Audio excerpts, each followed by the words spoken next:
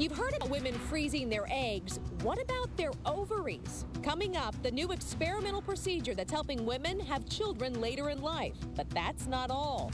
How this groundbreaking technique may also help prevent menopause. In the meantime, we turn our attention to women who go to great lengths to preserve their youth and beauty. But how far are women willing to go to delay their biological clock? Well, some are freezing not just their eggs, but their ovaries. The procedure already available to women here in the U.S. Brandi Hitt joins us live now from Northridge, where she spoke to a fertility doctor about this technology. Brandi. Good evening, Glenn. So many women are putting off having children until they're older, and it's becoming more difficult.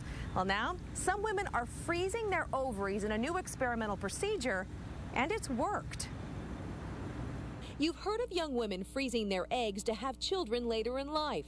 Now, some are freezing their ovaries. Putting the biologic clock on ice. Since we cannot reverse it, maybe we can freeze it. Dr. Gerard Cornelian was one of the first to start testing ovarian transplants 6 years ago. This is the surface from where the biopsy is taken. The procedure involves removing a small part of the ovary, which contains a lot of eggs. That portion is then frozen in its youthful state and then replanted much later in life. The technique is in its infancy right now. It is still experimental, so they can freeze their eggs earlier with a much simpler procedure without undergoing the side effects of fertility drugs or the cost. The catch is doing it early. Doctors say women would need to undergo this procedure at peak fertility in their 20s. I'm not even at that age where I think about trying to do that kind of thing.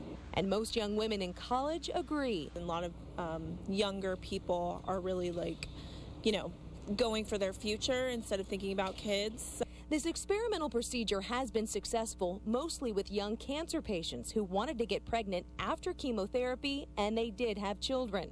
But Dr. Cornelian says this has the biggest potential to help every woman with that dreaded M word, menopause. There is no reason why these tissues will not produce eggs and hormones and reverse menopause. And most women like the sound of that. Be able to skip menopause, that's fantastic.